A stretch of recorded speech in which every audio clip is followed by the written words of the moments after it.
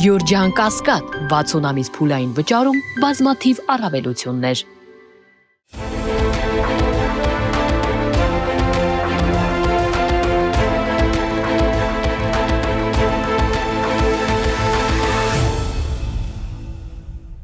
Բարև ձեզ, մեդիահաբի հարգելի հետևորդներ, եւ այսպես այսօր կանդրադառնանք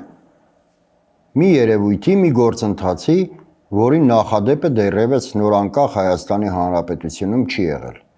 Ընդհանրապես, այն ամենը, ինչ կատարվում է Նիկոլ Փաշինյանի իշխանության օրոք, այդ ամենը աննախադեպ երևույթներ են։ Սակայն խոսենք շատ ավելի կոնկրետ։ Անցյալ շաբաթ քրեական գործ հարուցեցին, մեղադրանքներ առաջադրվեցին 7 եպիսկոպոսների։ Շեշտենք, որ մեղադրանքների առաջադրումը նախ հաջորդեց անմիջապես այն բանին, երբ կարգալույծ եղավ Արման Սարոյանը։ Հիշեցնենք, ով է Արման Սարոյանը, նա Մասացյոտնի թեմի նախկին առաջնորդ Գևորգ եպիսկոպոս Սարոյանն է, որը այսուհետ Արման Սարոյան է։ Բացի այդ, 7 բարձրաստիճան հոգևորականների մեղադրանք առաջադրվեց եւ նրանց մուտքը Հայաստանից արգելվեց, քանի որ Ավստրիայում պետք է տեղի ունենա եպիսկոպոսած ժողովը։ Այսպիսով Նիկոլ Փաշինյանը երկու խնդիր է փորձում լուծել։ Նախ պատժել Արման Սարոյանին, որը տիրադավ եպիսկոպոսներից է եւ աջակցում է Նիկոլ Փաշինյանի եկեղեցակործան գործունեությանը, պատժել այն եպիսկոպոսներին, որոնք մասնակցել են Արման Սարոյանի կարգալույծ լինելուն, իդեպ հիշեցնենք, որ նախքան կարգալույծ լինելը նա պաշտոնանկ արվեց։ Եվ Նիկոլ Փաշինյանի մյուս նպատակն է վիժեցնել եպիսկոպոսած ժողովը։ Հաջորդ քայլը կարծում եմ ակնհայտ է։ Ամենայն հավանականությամբ մեղադրանք կառաջադրվի նաև ամենայն հայոց կաթողիկոսին եւ նրա ելքը Հայաստանից նույնպես կարգելվի։ Հարգելի հետևորդներ, նման բան, նման մասշտաբային գրոհ հայ առաքելական եկեղեցու դեմ մեկ էլ տեղի է ունեցել բոլշևիկյան վաղ կառավարման տարիներին, երբ նրանք քանդում էին եկեղեցիները, ընդհուպ սպանում հոգևորականներին։ Հիշենք կաթողիկոս Խորեն Մուրադբեկյանին, որը սպանվեց բոլշևիկների ձեռքով։ Ահա թերևս այս է միակ տարբերությունը, որ առ այս պահը ու հուսանք իհարկե նման իրավիճակի չենք հանդիպի, որ դեռևս որևէ հոգևորական չի զոհվել հայ առաքելական եկեղեցու դեմ այս տոտալ գրոհի պայմաններում։ Իհարկե կարծիքները երկու մասի են բաժանվում։ Մի մասը կարծում է, որ Նիկոլ Փաշինյանի այս գրոհը պայմանավորված է արտաքին գործոններով, այսինքն թելադրված մասնավորապես Ադրբեջանի կողմից, եւ իհարկե այս տեսակետում կա մեծ իրականություն, քանի որ Նիկոլ Փաշինյանը թեպետ ավելի վաղ էր սկսել իր, այսպես ասած, ակնարկները հայ առաքելական եկեղեցու հասցեին, սակայն գրոհը թեժացավ այն բանից հետո, երբ Փաշազադեն հայտարարեց, որ հայ առաքելական եկեղեցին, մասնավորապես ամենայն հայոց կաթողիկոսը խոչընդոտում են Հայաստանի եւ Ադրբեջանի միջև խաղաղության վերջնական ձևավորմանը։ Ահա Փաշազադեի այդ հայտարարությունից անմիջապես հետո Նիկոլ Փաշինյանը սկսեց իր գրոհը։ Երկրորդ տեսակետը այն է, որ այս ամենը պայմանավորված է խորհրդարանական ընտրություններով, որը տեղի է ունենալու այս տարի։ Իսկ ինչու է Նիկոլ Փաշինյանը խոչընդոտ համարում եկեղեցին իր վերընտրվելու, վերարտադրվելու, ավելի շուտ վերարտադրվելու համար։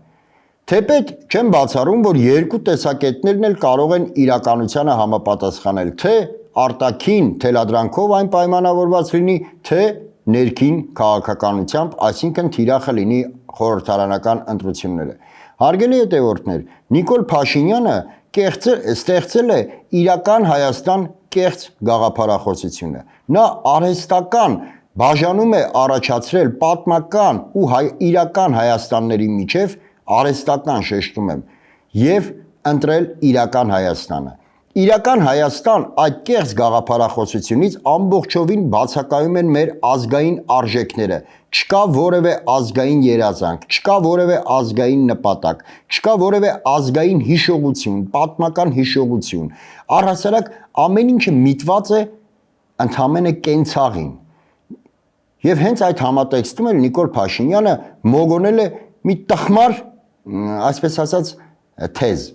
այստեղ հաց, այստեղ կաց, որի նպատակը միանշանակ սպառողական զանգված ստեղծելն է։ Հարգելի հետևորդներ, անասունն է միայն մտածում ստամոքսով, եւ անասունի համար միայն չկա տարբերություն, թե որտեղ է իր հայրենիքը, որտեղ լինի խոտ ու որտեղ լինի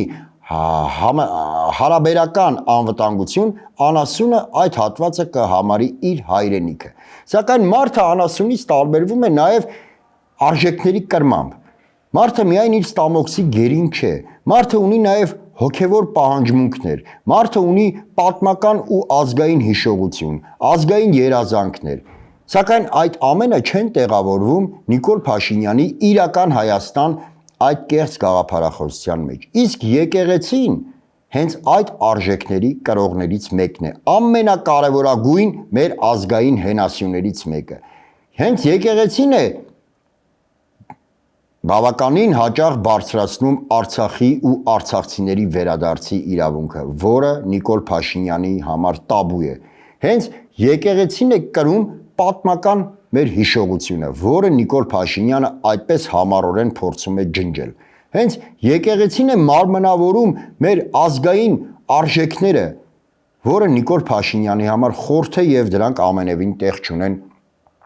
այդ իրական Հայաստան կեղծ գաղափարախոսության մեջ։ Հետևաբար Նիկոլ Փաշինյանը հանձինս հայ առաքելական եկեղեցու տեսնում է իր պլանների, իր նպատակների իրագործման կարևորագույն խոչընդոտներից մեկը։ Այն, որ ամենայն հայոց կաթողիկոսը խախտել է կուսակրոնության ուխտը, ահա այդ տխմարաբանությունը այլևս ոչ ոքի չի հետաքրքրում, քանի որ դա պարզապես առիթ էր, որպեսզի Նիկոլը սկսի իր գրոհը։ Հարգելի հետևորդներ, հաճախ է քննարկվում, թե Նիկոլ Փաշինյանը փորձում է Հայաստանում հաստատել բռնապետություն։ Դա ամենևին էլ այդպես չէ։ Քանի որ Նիկոլ Փաշինյանը ոչ թե փորձում է, Նիկոլ Փաշինյանը արդեն ձևավորել է բռնապետություն։ Հայաստանը չի գնում դեպի բռնապետական ճանապարհով։ Հայաստանում բռնապետությունը հենց բառիս բուն իմաստով։ Ընդ որում այդ բռնապետության զոհերն են թե Հայաստանի Հանրապետության քաղաքացիները, թե ընդդիմությունը եւ թե հենց իշխանության մաս կազմող նախարարներն ու падգամավորները։ Այո, ՔՊ անդամները նույնպես Նիկոլ Փաշինյանի բռնապետության զոհերն են։ Թող որևէ ՔՊ-ական փորձի փոքրի շատե հակառակ կարծիք հայտնել, որը չի կիսում Նիկոլ Փաշինյանը, ապա իրավական, վարչական ու դատական ողջ ռեսուրսը կթափվի այդ ՔՊ-ականի գլխին։ Նրանք պարզապես Նիկոլ Փաշինյանի ստրուկներն են։ Հարգելի հետևորդներ, ընդ որում մի բան նույնպես շատ կարևոր է շեշտել։ Նիկոլ Փաշինյանը Հայաստանում ձևավորում է ոչ թե սովորական բռնապետություն, այլ այլասերված բռնապետություն, այսինքն բռնապետական համակարգի ամենաայլասերված դրսևորումներից մեկը։ Շատ քիչ է լինում պատմության մեջ, երբ պետության ղեկավարը մոգոնում է ինչ-որ գաղափարախոսություն, այնուհետև այդ գաղափարախոսությանը փորձում է տալ սահմանադրական տեսք, այսինքն իր սեփական ուղեղում ծնված կամ իրեն պարտադրված, ամենևին արդեն կարևոր չէ իրեն պարտադրել են դա, թե իր ուղեղում է ծնվել, որովհետև փաստը մնում է փաստ, որ այդ գաղափարախոսությունը շրջանառության մեջ է դրել եւ օրակարգային խնդիր է դարձրել հենց Նիկոլ Փաշինյանը։ Եվ ահա նա իր սեփական գաղափարախոսությունը սահմանադրության հնարավոր փոփոխությունների ժամանակ փորձում է ամրագրել սահմանադրությամբ։ Նման բան շատ քիչ է տեղի ունենում։ Սա արդեն ոչ թե սովորական բռնապետություն է, այլ ֆաշիզմ։ Հարգելի հետևորդներ, Նիկոլ Փաշինյանը նույնիսկ սահմանում է իր այդ կեղծ գաղափարախոսությամբ, թե որոնք են մարդկանց երջանիկ լինելու բաղադրիչները եւ կրկին փորձում է դրանց տալ սահմանադրական տեսք։ Եթե որևէ մարդ Աստված մի արասցե սահմանադրության փոփոխությունից հետո, եթե որևէ մի մարդ իրեն համարի դժբախտ, սակայն Նիկոլ Փաշինյանի չափանիշներով այդ մարդը պետք է որ լիներ երջանիկ, ապա նա ավտոմատ կհամարվի սահմանադրախախտ, քանի որ իրավունք չուներ լինելու դժբախտ, որովհետև Նիկոլ Փաշինյանը նրա դժբախտության պատճառները չի սահմանել։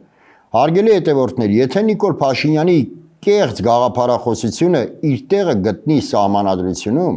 այսուհետ յուրաքանչյուր ընդդիմադիր, եթե հակառակվի Նիկոլ Փաշինյանին, կարող է արդեն դատվել որպես սահմանադրախախտ, որովհետև հակառակվելով Նիկոլ Փաշինյանին ավտոմատ ստացվում է հակառակվում է սահմանադրությունը եւ փորձում է տապալել սահմանադրական կարգը։ Հարգելի հետևորդներ, հաշվի առնելով, որ առաջիկայում խորհրդարանական ընտրություններն են, իհարկե շատ մեծ հաջողություն կլինի, որպեսզի Նիկոլ Փաշինյանից կարողանանք ազատվել մինչև ընտրություններ։ Դրա համար պետք է հանրային շատ լայն կոնսոլիդացիա, քաղաքական շատ լայն կոնսոլիդացիա եւ աննահանջ պայքար։ Իդեպ, պայքարը հանրության սահմանադրական իրավունքն է։ Հանրությունը իրավունք ունի փողոցում պայքարել այս իշխանությունների դեմ։ Իդեպ Նիկոլ Փաշինյանը հենց ինքն է հայտարարում, որ եթե համաձայն չեք իմ քաղաքական կուրսի հետ, ապա հեղափոխություն արեք։ Սակայն Նիկոլ Փաշինյանի երեսպաշտությունը կայանում է նրանում, որ նա թաքնվում է իրավական համակարգի ետևում, թաքնվում է դատական համակարգի ետևում, թաքնվում է վարչական պետական ռեսուրսների ետևում եւ հեղափոխության կոչ հնչեցնելուն հաջորդում է մարդկանց կալանավորումները, ձերբակալումները, կեղծ մեղադրանք առաջադրելը եւ քաղ բանտարկյալների արկայությունը Հայաստանի Հանրապետությունում։ Սակայն ինչևէ, իհարկե ել եմ շեշտում, լավագույն տարբերակը Նիկոլ Փաշինյանի իշխանությունից ազատվելն է մինչև ընտրությունները։ Սակայն եթե այդ Նիկոլ Փաշինյանով հանդերձ հասնենք այնուամենայնիվ ընտրությունների, դա նույնպես շանս է Նիկոլ Փաշինյանից ազատվելու։ Հանրային լայն կոնսոլիդացիայի, քաղաքական որոշակի կոնսոլիդացիայի, ինչու եմ ասում որոշակի, քանի որ անիրատեսական է այն մոտեցումը, որ հնարավոր է ստեղծվի մեկ ընդդիմադիր դաշինք, մեկ ընդդիմադիր բևեռ, դա անիրատեսական է, իսկ քաղաքականությունը սիրում է իրատեսություն, այլ ոչ թե պատրանքներ։ Եթե ստեղծվի 2 կամ 3 խոշոր քաղաքական ներողություն ընդդիմադիր բևեռ եւ միաժամանակ այդ բևեռները կարողանան կոնսոլիդացնել հանրության դժգոհ հատվածին, որը շատ ավելի կրկնակի, եռակի, քառակի մեծ տոկոս են կազմում, քան Նիկոլ Փաշինյանի աջակիցները, ապա մենք 2026 թվականին կունենանք առանց Նիկոլ Փաշինյան Հայաստան։ Հարգելի հետևորդներ, եթե Նիկոլ Փաշինյանը դատում է բարձրաստիճան հոգևորականներին, ապա հավատացեք, նրա համար չկա որևէ կարմիր գիծ եւ յուրաքանչյուր քաղաքացի նրա համար որևէ արժեք չի ունենա։ Հետևաբար, եթե Նիկոլ Փաշինյանին հաջողվի այնուամենայնիվ վերարտադրվել, ապա քաղաքականությունը Հայաստանում այլևս իմաստ չի ունենա։ Ապա առհասարակ հոգևոր արժեքները նույնպես Հայաստանում իմաստ չեն ունենա, որովհետև Նիկոլ Փաշինյանը այդ ամենը ոչնչացնելու է։ Եվ որպեսզի նա տապալվի իր գործունեության մեջ, հավատացեք, այդ ամենը կախված է մեզնից յուրաքանչյուրից, ինձնից եւ ձեզնից։ Այսօր այսքանը, շնորհակալ եմ, կհանդիպենք։